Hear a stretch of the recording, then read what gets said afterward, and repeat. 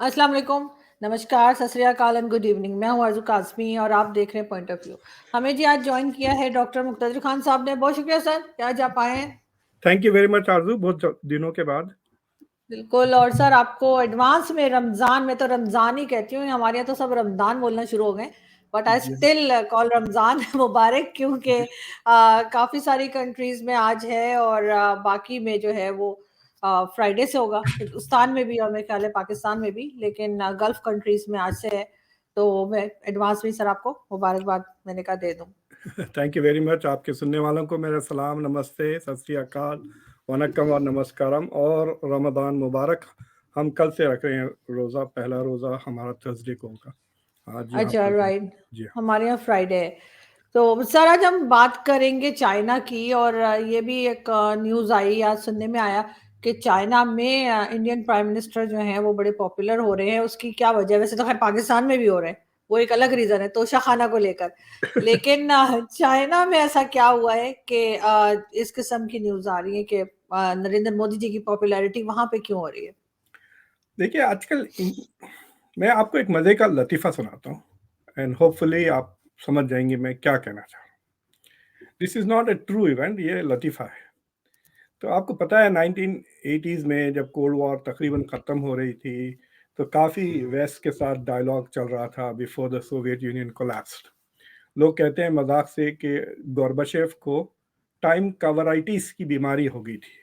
यानी टाइम के हुँ, कवर पे अपने चेहरे को हुँ, देखने का शौक हो गया था, उसमें उन्होंने सोवियत यूनियन को डुबा दिया उस एनीवे तो एक मुकाबला होता है जिसमें वर्ल्ड लीडर्स पार्टिसिपेट करते हैं रेस में। रेस होती है रोनाल्ड रेगन और गोर्बाचेव के बीच में, हुँ, 50 मीटर की रेस। अब गोर्बाचेव तो जवान था उस जमाने में, रोनाल्ड रेगन और अब बूढ़ा आदमी क्लोज टू 80s में था। तो रेस में ये होता है गोर्बाचेव फर्स्ट आ जाता है और रोनाल्ड रेगन हार जाते हैं। तो अब दूसरे दिन जो अखबारात में रिपोर्ट छपती है, रिपोर्ट ये छपती है इंग्लैंड सोवियत यूनियन के अखबारात में छपती है, in the race of global leaders Gorbachev comes first, Reagan comes last. हुँ, और अमेरिका में जो रिपोर्ट्स छपती हैं जैसे in the race of global leaders Reagan comes second and Gorbachev comes second from last. हुँ, तो हालांकि फैक्ट्स तो डिस्टॉर्ट नहीं कर रहे हैं, लेकिन रिपोर्टिंग ऐसा हो रही है कि आप समझेंगे अमेरिका अमेरिका अरे वाह रेगन सेकंड आया, गोर्बाचेव पीछे से सेकंड लास्ट आया, हालांकि सेकंड हुँ, last be first in this case, right. तो मीडिया रिपोर्टिंग इस तरह होती थी पहले, अब तो फैक्ट्स भी चेंज हो जाते हैं। तो जब मैंने वो आर्टिकल्स देखा, इंडिया की काफ़ी अखबारात में छपा है कि Modi is very popular in China, they have a special name for him on Twitter वगैरह। तो मैं जाके वो ओरिजिनल आर्टिकल पढ़ा जो द डिप्लोमेट में छपा है। मैंने उसका लिंक आपको भिजाया है, आप वीडियो के नीचे लगा दें ताकि आपके सुनने वाले इंडिया में ये देख लें, ताकि वरना वो श्योर। मुझसे चिढ़ के मुझे गाली गलौज करना शुरू।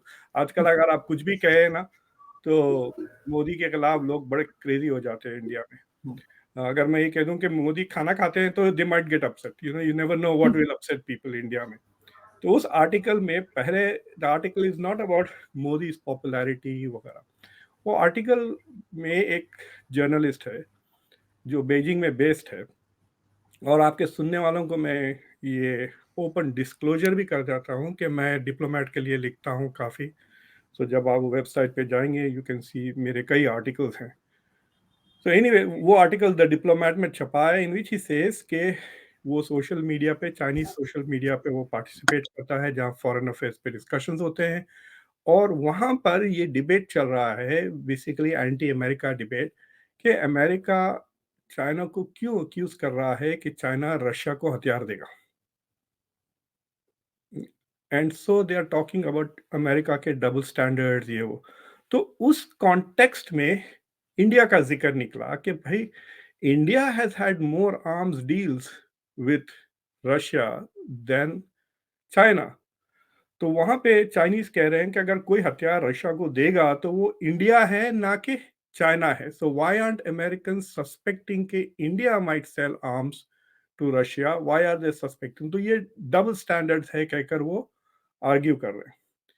तो उसके जो जवाब आ रहे हैं कि why is, America suspecting China and not India, उसके कई जवाब आता है। उसमें से एक जवाब ये है कि दे थिंक के क्योंकि इंडिया बहुत कमज़ोर है, इंडिया की economy is nothing comparable to America, India is not a major power, it's not a threat, तो America does not see India as a threat. देखिए, क्योंकि China is the second biggest economy, second biggest military power, और it is catching up with the US, so China sees US sees China as a threat, और इसलिए वो China के खिलाफ इस तरह से बातें कर रहे हैं, इंडिया के खिलाफ वो बातें नहीं कर रहे। और उसी आर्टिकल में परसेप्शंस इंडिया के बारे में लिखे गए कि चाइनीज ये समझते हैं कि इंडिया बहुत ही बैकवर्ड मुल्क है, इंडिया की रेप स्टेटिस्टिक्स की बातें होती हैं, उसी आर्टिकल में कहे कि समझते हैं कि India is very backward, but वो they kind of like India, मतलब वो चाहते हैं कि इंडिया और चाइना के साथ बेटर रिलेशंस हो, लेकिन सिर्फ बॉर्डर के मसले पे वो बड़े गुस्से में आ जाते हैं। एंड देन ही सेज कि वहाँ पे 2 पैराग्राफ्स है, उस इतना लंबा आर्टिकल है वो, उसमें वो कहते हैं कि ट्विटर में ये भी एक्सप्लेनेशन है कि शायद because Modi is a different kind of leader, तो वो उनकी जो तस्वीरें नहीं छपी थी ड्यूरिंग द कोविड, वो लंबी-सी दाढ़ी वगैरह, हम्म। सो वो तस्वीरों के रेफर करते हुए दे वर सेइंग कि बिकॉज़ मोदी ड्रेसेस डिफरेंटली वगैरह, हम्म। और he is a different kind of a leader, may be that is why India का रवैया of keeping equi distance from the others is a good policy, यानी वो China से भी Russia से भी जो मल्टी अलाइनमेंट की पॉलिसी है, apparently the Chinese citizens talk about it and they से कि वो पॉलिसी इज गुड बिकॉज उसका मतलब ये है कि वो यूएस के उतना करीब नहीं जा रहा जितना अमेरिका।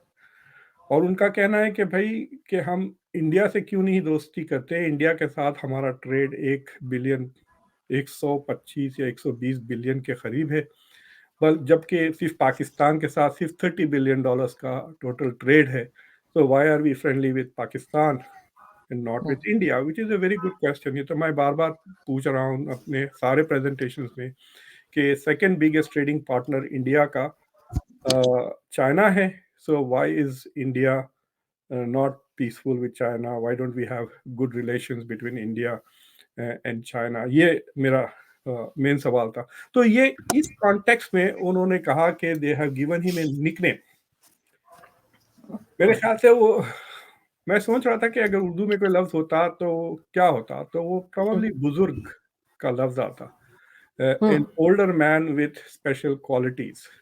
तो उसके ऊपर इंडियन मीडिया इज गोइंग, क्या बोलना चाहिए, ballistic, क्रेजी क्या है चाइना में, पर this is one man's opinion based on but Twitter sir पे। लेकिन अगर हम जी। सर लेकिन अगर हम चाइना की और इंडिया की ही बात करें, तो अभी चाइनीज जो प्रेसिडेंट हैं वो रशिया गए और उनकी वहां पे जो बात हो रही, तो उसमें लोग ये भी कह रहे हैं हो सकता है रशिया और यूक्रेन की वॉर जो है उसको वो रुकवा सकें या हम दोनों में कोई बात करवा सके। लेकिन यही चीज पहले हम इंडियन प्राइम मिनिस्टर के लिए भी सुनते थे कि इंडियन प्राइम मिनिस्टर जो है हो सकता है वो पीस ले आए दोनों कंट्रीज में।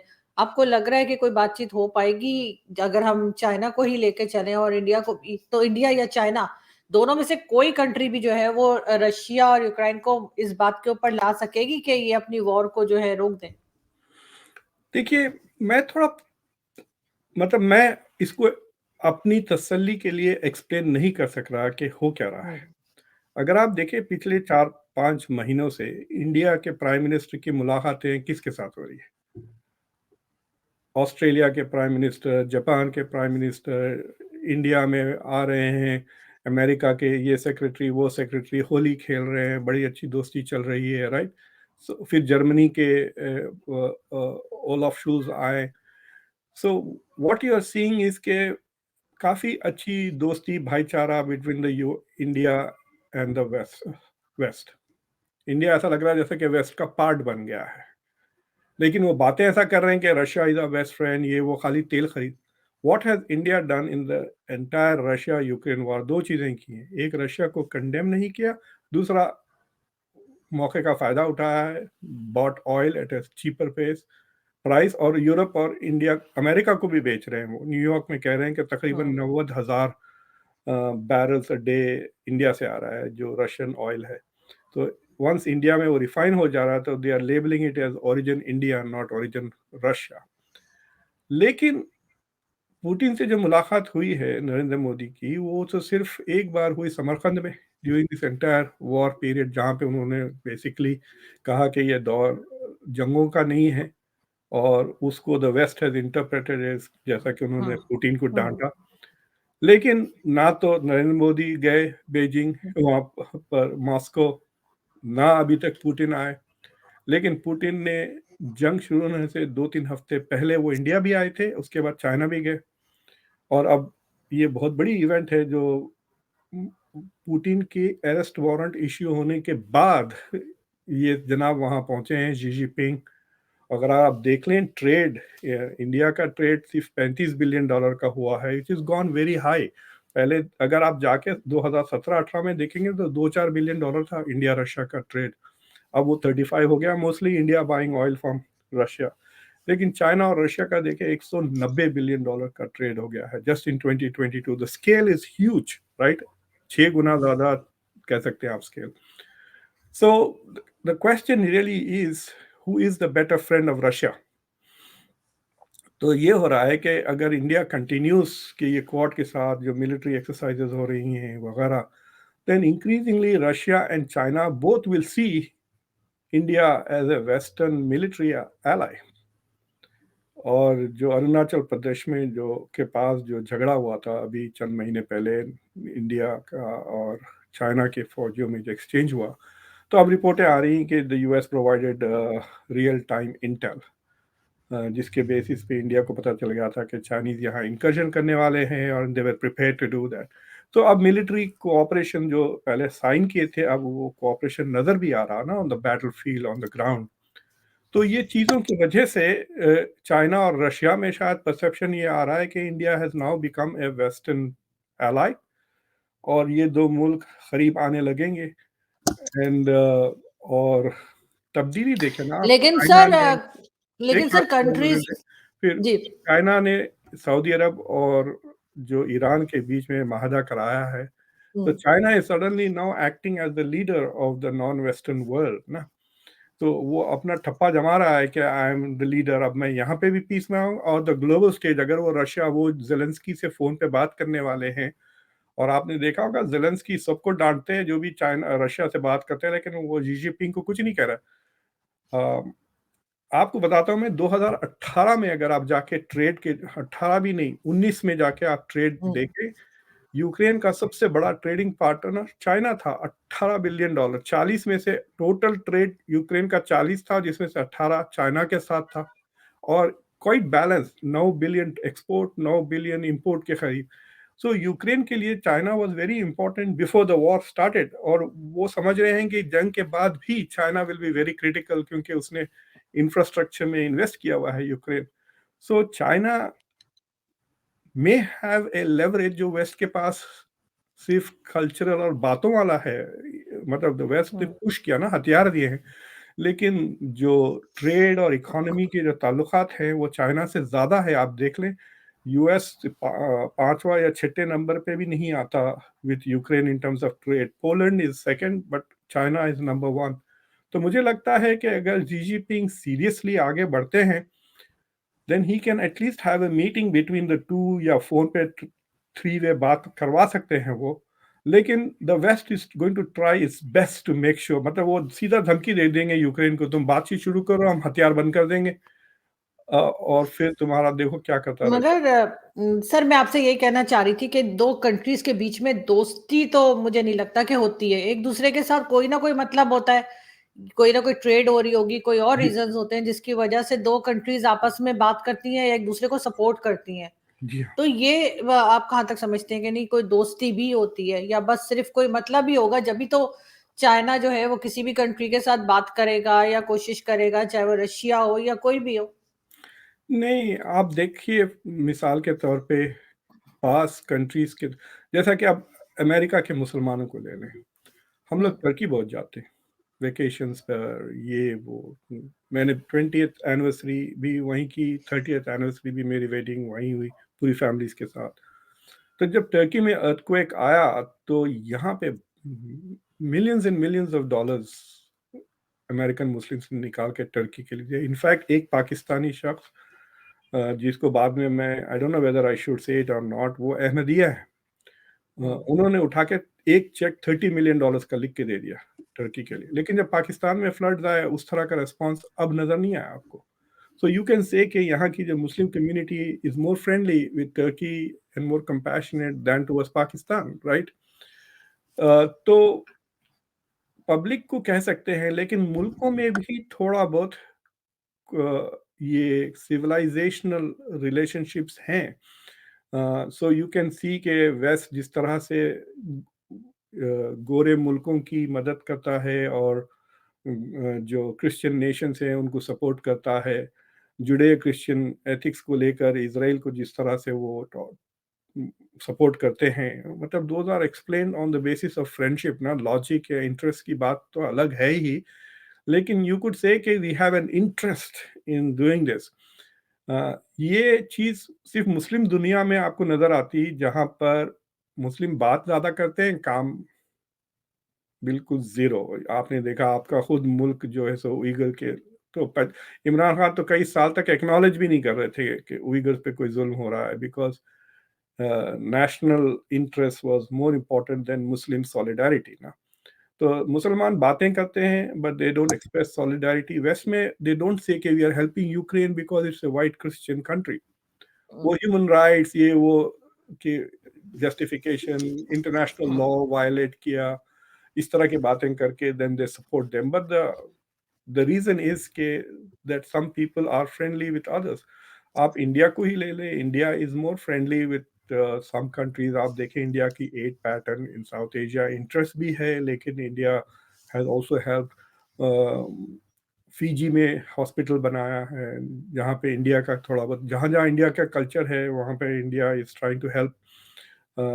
For example Latin America, South America में इंडिया का कुछ भी नहीं है, लेकिन कैरिबियन में इंडिया के ताल्लुकात अच्छे हैं, क्योंकि कैरिबियन में बहुत बड़ा इंडिया का डायस्पोरा है, राइट।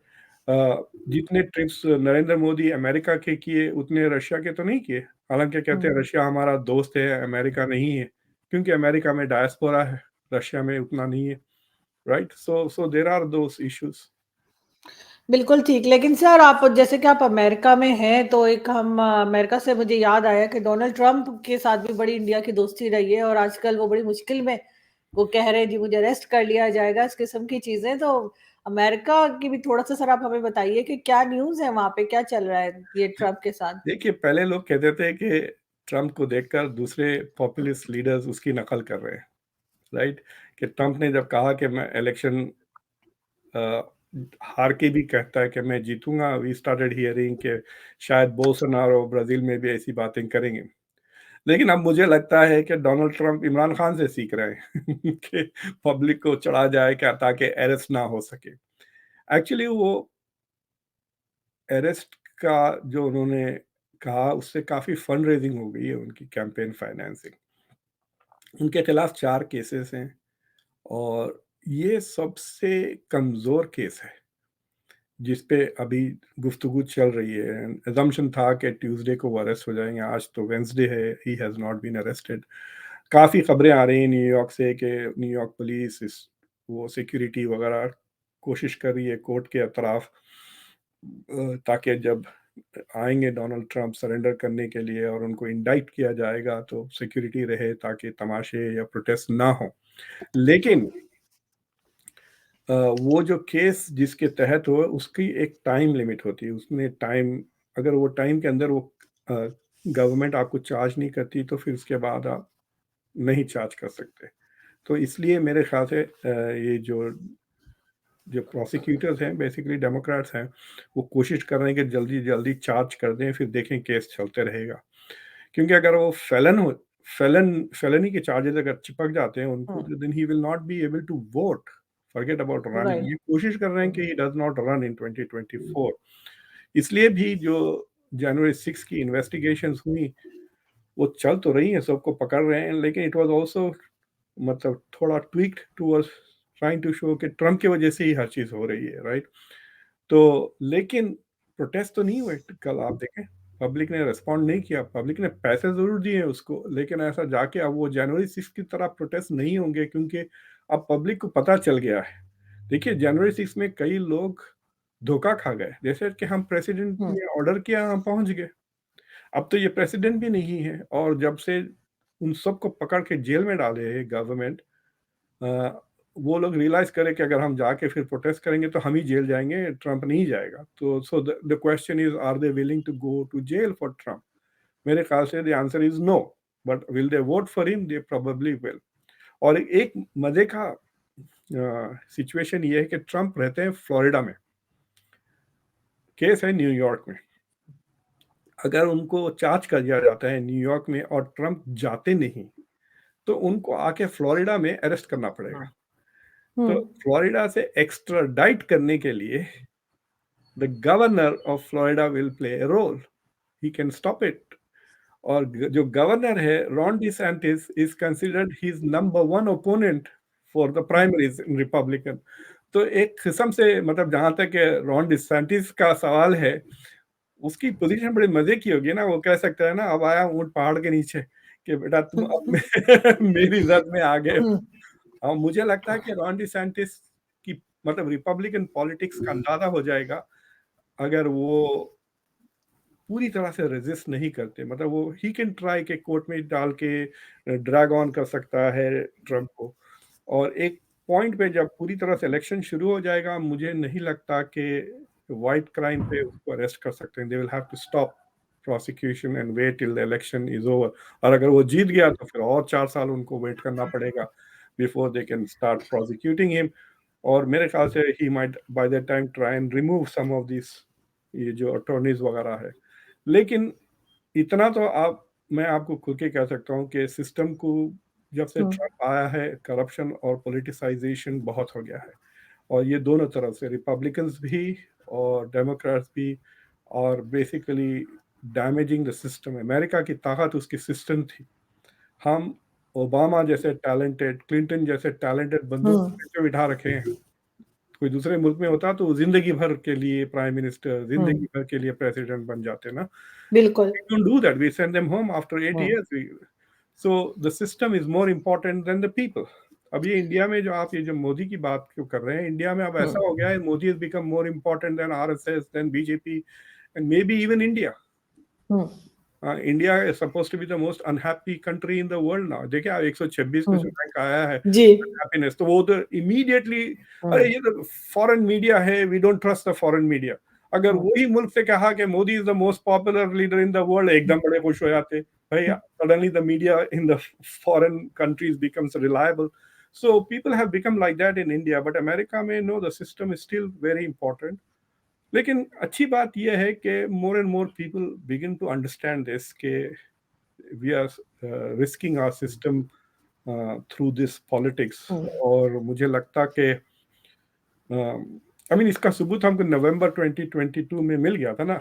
इलेक्शन का जो फियास्को हुआ था जी। हम्म, जनवरी 21 में, जो 2020 इलेक्शन को कंटेस्ट किए थे रिपब्लिकन, सेइंग कि ये गलत है, ये वगैरह। हम्म, लेकिन 22 इलेक्शंस में किसी ने नहीं कहा कि the election was not fair, hmm, right? So in right, that sense the cycle has changed. और मुझे हम्म, लगता कि 2024 में अगर ट्रम्प प्राइमरीज हार जाते हैं तो देन देयर विल बी, दोनों तरफ से वो शिकायतें नहीं आएंगी, हम्म, विच वर नॉट ट्रू। मतलब सिस्टम में करप्शन नहीं आया था, ये इन्होंने बड़े जुड़े जुड़े बातें किए थे। हम्म, फॉक्स न्यूज को 1.6 बिलियन डॉलर्स के लिए सू की कंपनी जिसने हम्म, वोटिंग मशीन प्रोवाइड की थी ना, कि कोई सबूत नहीं, सही। वो ऐसे ही झूठ बोल रहे थे। हम्म, तो एटलीस्ट डिस्कोर्स बहुत करप्ट हो गया है इस मुल्क में, partly because of social media और पार्टली बिकॉज मीडिया प्रॉफिट पे चलती है ना, not a public true. Service. Hmm. तो सर होना तो ये, हमारे यहाँ तो ये जोक भी चल रहा है कि ट्रम्प को चाहिए कि लाहौर हाई कोर्ट में जो है वो अपनी अपील दायर कर दे और उसके बाद निकल भी जाएंगे बगैर आए। ये भी चल रहा है यहाँ पे, देखिए क्योंकि ये पाकिस्तानी जजेस को और पाकिस्तानी अवाम को देखना चाहिए कि जब इलेक्शन का जो केसेस जो फाइल किए थे, हम्म, ट्रम्प ने 60 केसेस फाइल किए सेइंग के इलेक्शन चुराया गया। और सही। मेजॉरिटी ऑफ द केसेस में शायद वो जजेस थे जो रिपब्लिकन्स थे और जिन्हें ट्रम्प ने अपॉइंट किए थे। हम्म, ट्रम्प अपॉइंटेड जजेस ने इन केसेस को थ्रो कर दिया था, saying this is not. Pakistan में ये हो रहा है कि जजेस भी आपके इधर से उधर डिवाइड हो गए, जब प्रो इमरान खान और एंटी इमरान खान वाला जज अगर अरेस्ट वारंट सर इशू फिर वो करता है तो दूसरा जज उसको स्टे कर देता है। ट्रू लाइक मजाक बना, आपने खुद अपने कॉन्स्टिट्यूशन को, अपने लीगल सर, ये सिस्टम मजाक बना हुआ है ना, मजाक बिल्कुल। बना दिया, राइट? हाँ बिल्कुल, इसीलिए कोई बिलीव नहीं कर रहा कि क्या चल रहा है यहाँ पे। Thank you so much sir कि आपने आज ज्वाइन किया, बहुत अच्छा लगा आपसे बात करके। Thank you very thank you, much Aju ji. वो थैंक यू सर, आर्टिकल का लिंक थैंक जरूर लगाइएगा आई विल डेफिनेटली डू, ताकि पब्लिक आई विल। पढ़े कि है क्या, फिर उनको पता चल जाएगा when they compare it to how the Indian media is reporting that. Sure, definitely I will do that. Thank you sir. Thank you.